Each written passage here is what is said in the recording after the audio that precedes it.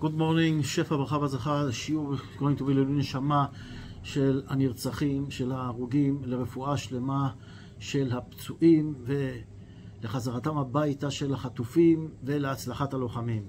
בעזרת השם, as soon as possible that all the soldiers are going to come back in peace and will, בעזרת השם, win this war as quickly as possible. Difficult times, and our parasha is also talking and telling us a lot about this particular time, but we'll start with the beginning of the parasha. Vayetze יעקב מבאר שבע וילך חרנה ויפגע במקום וילן שם כי באה השמש. יעקב אבינו gets out of באר שבע, goes to Haran, and on the way he hits something and he goes to sleep, and he's got this unbelievable dream. The dream of the ladder, Chalom HaSulam, one of the most famous dreams in the Bible. And we want to understand what's going on here. What is Vayifga? Vayifga is suddenly, he hit something, and what the Torah is trying to tell us. And here is a very interesting point. Yaakov Avinu gets out for what? First of all, for two reasons. And this is why it's written in the last parasha, Vayishma b'kol aviv u'kol emo. He listens to his father and his mother. Why is it written to his father and to his mother? And it's also connected to the question, why is it written Vayetze Yaakov in Be'er Sheva, that he got out of Be'er Sheva and that he went to Haran. You could have said he went to Haran, and that's it. You understand that he got out. But it's a very big lesson that sometimes you can do a few mitzvahs with one deed. And here, really, Torah is telling us that he listens to his father and also to his mother. What does it mean? Because his mother told him, run away, your brother wants to kill you. And his father tells him, go and find a woman in Haran. So in other words, he's getting out of Be'er Sheva, running away from Be'er Sheva, because his mother told him to run away, that someone won't kill him. And Vayelech Harana, he goes to Haran because he is doing the mitzvah, what his father ordered him to do, to go and find a woman in Haran.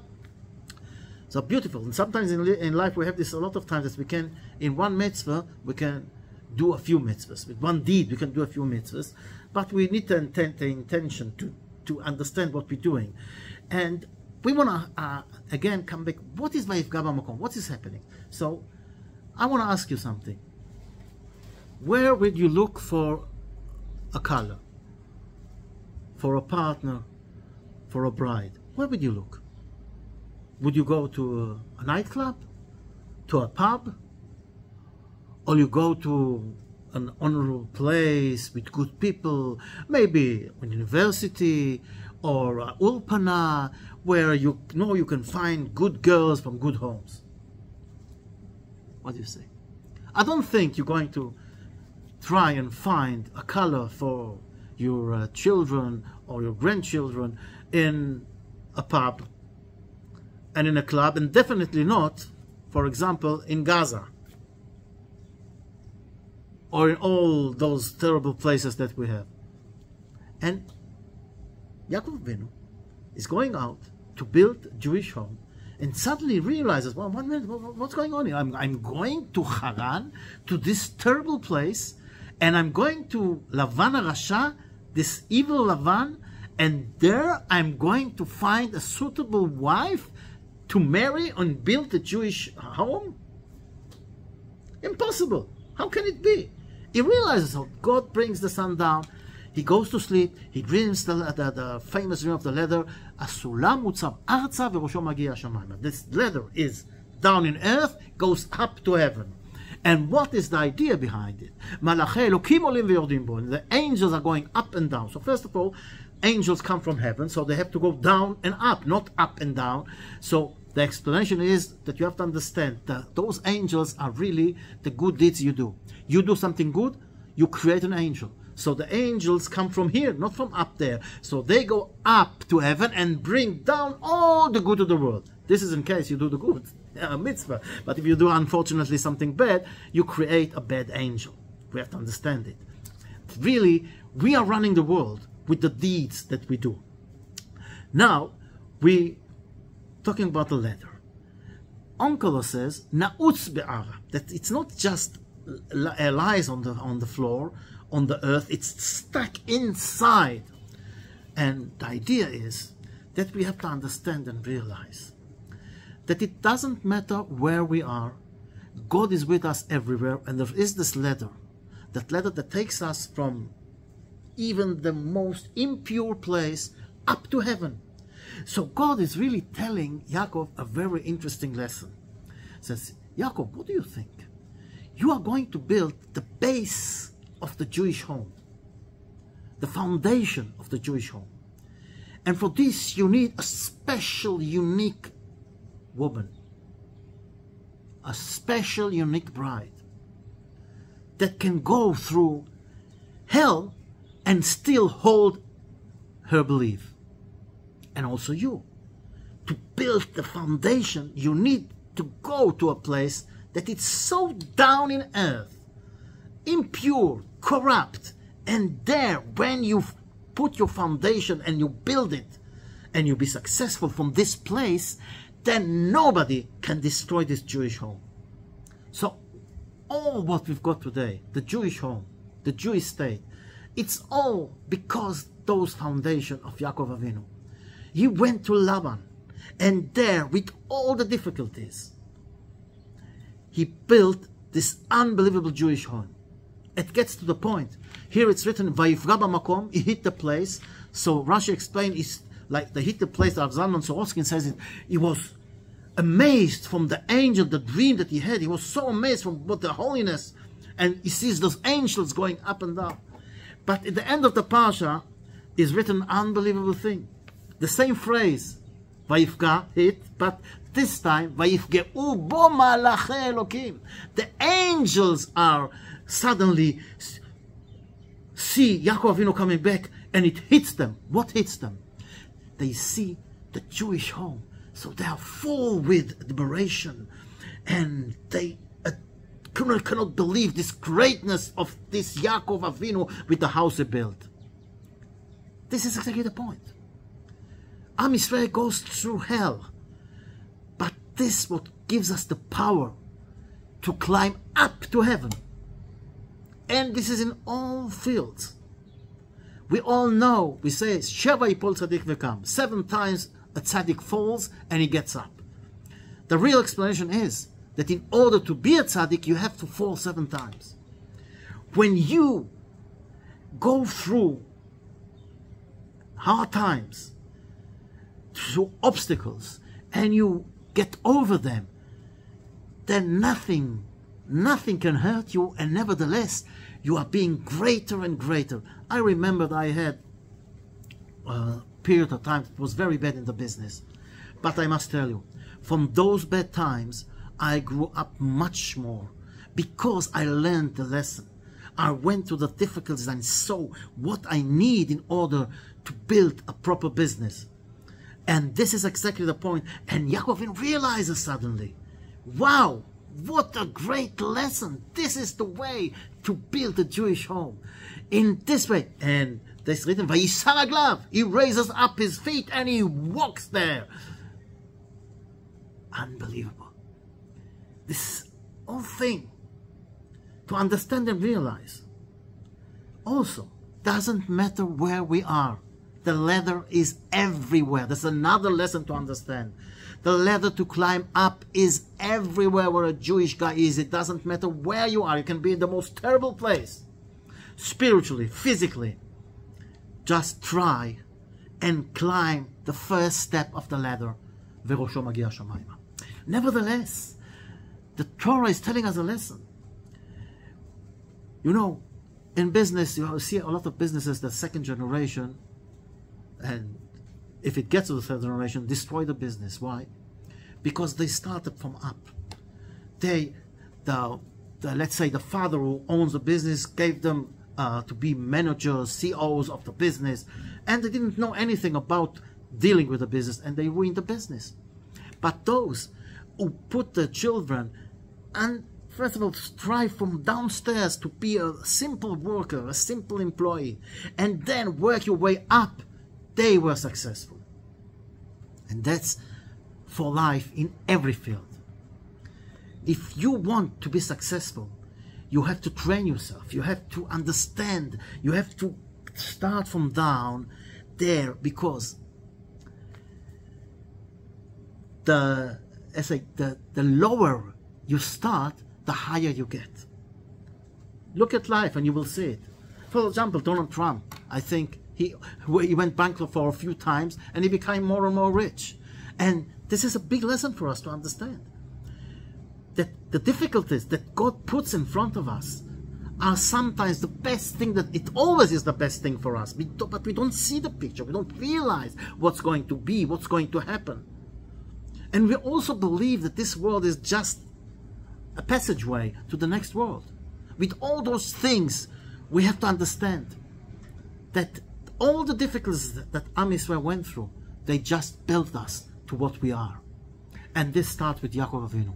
And when he realizes it, he gets up and he understands. And also, the angels going up and down is the symbol that in life you have ups and downs. Sometimes you go up, sometimes you go down.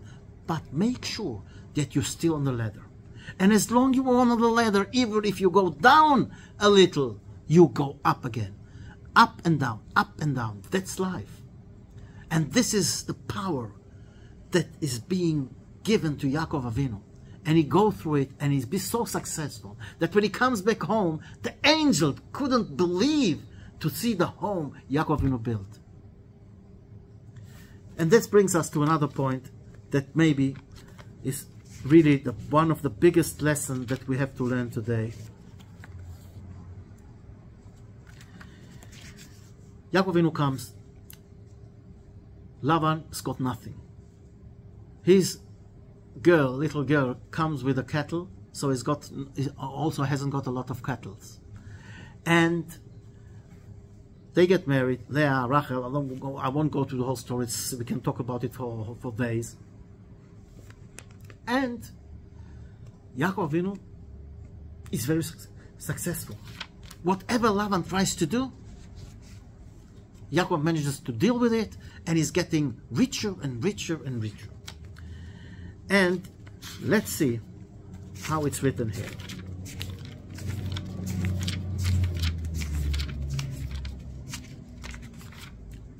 One minute.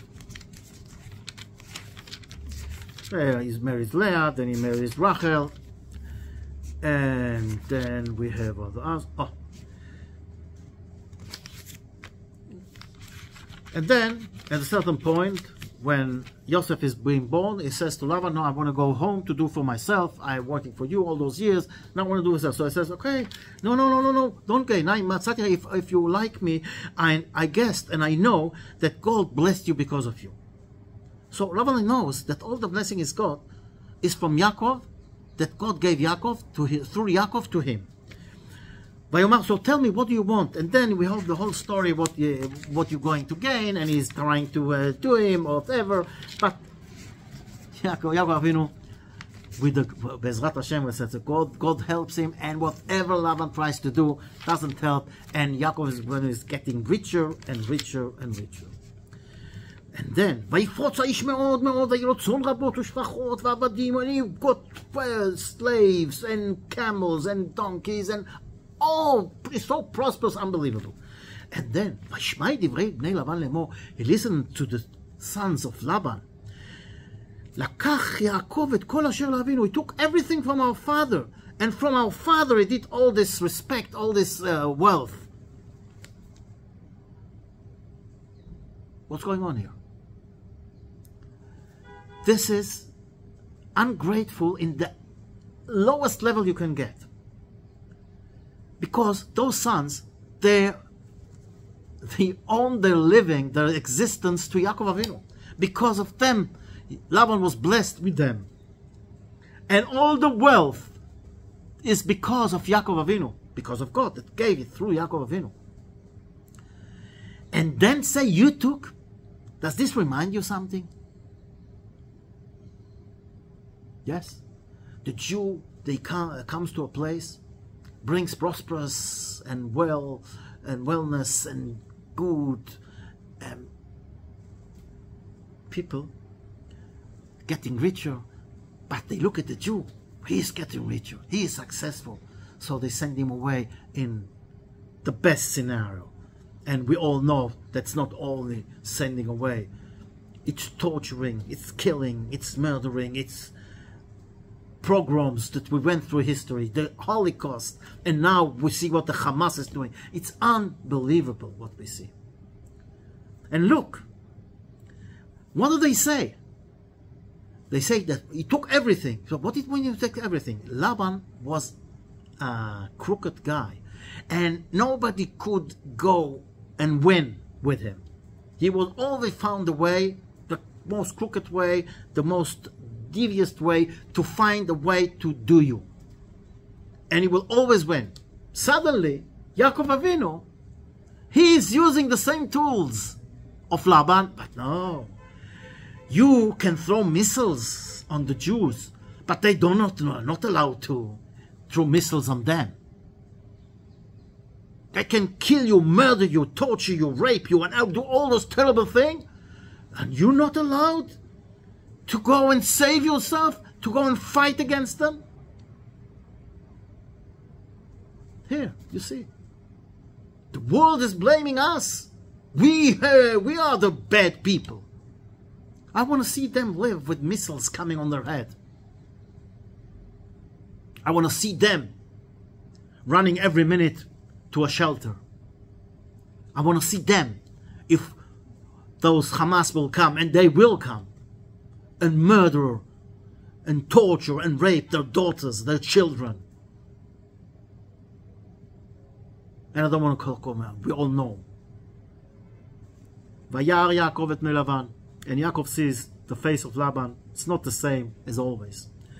And then God tells him, Yaakov, Shuv el eretz avotecha, go back to the land of your ancestors, go back to Israel, and I'll be with you. Vayishlach Yaakov, vayikra lerachel, and he calls Rachel and Leah to the field, and he's saying, I'm seeing your father like this and like that. The question is, I want to understand something. God tells you to go. Take your stuff and go. Why are you starting? No, this, and this, and then Rachel Leah, yes, he took all of us, but he eat my thing, he trusts my thing. What is this discussion? God told you to go, go. But the thing is, that here is a big lesson for us. We are here in this world, and we are influenced by what's going around us, by the Western culture, by the culture of the gold and silver idols, the lust, running after all those desires that we have. And we are mixed in it. So sometimes we have to get to realize and get a bang on the head to realize, understand that's not what we should do in this world. There's nothing wrong with having money and wealth and houses and cars and holidays, nothing wrong, as long as you know that that is not your mission. This is only, those are only tools to get to the mission, and the mission is doing the mitzvahs and be as, let's say, learn Torah and do the best in the eyes of God with the tools He gives you, and there's no problem. Yaakov Avinu was not a poor guy. He got very rich, but he used everything for God, to do the good in the eyes of God. And that's the difference between us and all the others. Their mission is to get more money, more desire, more things of this physical world.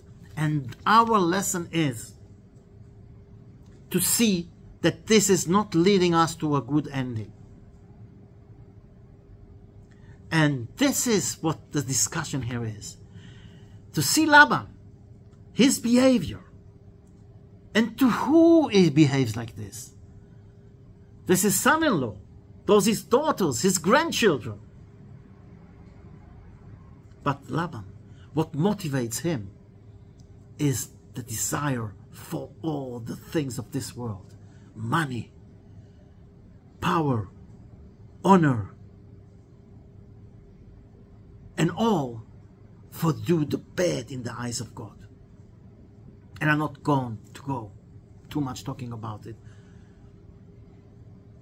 But we understand. So what do they say?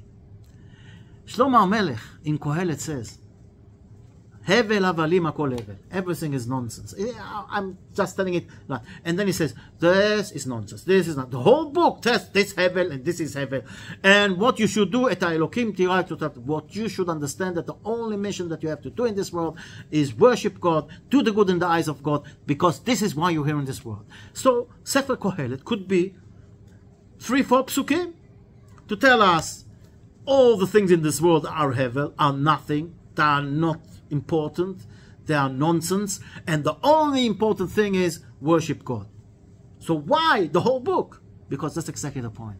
Shlomo HaMelech wanted to show us, each one of us has got his field that he goes after, the desire that he wants, the lust for something. Some people it's money, some people it's a house, some people it's holiday, some people it's clothes, some people it's terrible other things, whatever. So what is Shlomo HaMelech telling? It doesn't matter if it's a car, if it's a man, if it's a woman, if it's a house, if it's a holiday. Everything is nonsense. Even if you try to convince yourself, no, it's good, it was, I enjoy it, it's good for me. Listen, that's what Shlomo HaMelech is saying. And that's what is Yaakov telling to his wives. And this is what our mothers, Rachel and Leah, telling back. Yes, he took this, he took that, that's what he thinks. But we know one thing. What God is telling you, that's what we do. We go on the way of God. And this is the only way that we can win this war. Be'ezrat Hashem, b'mera b'yameinu, amen.